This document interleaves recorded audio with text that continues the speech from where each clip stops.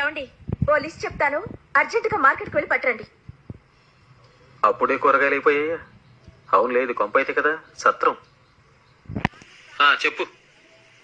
4 కాసుల బంగారు గొలుసు, బంగాళాదుంపలు 4 కిలోలు, వడ్డాణం 1, వంకాయలు 1 కిలో, 1 పచ్చల హారం, పచ్చిమిర్చి 1/4 కిలో, లోలాకులు 2. యాలకాయలు ఏంటంటే? యాలకులేంటండి, లోలాకులు.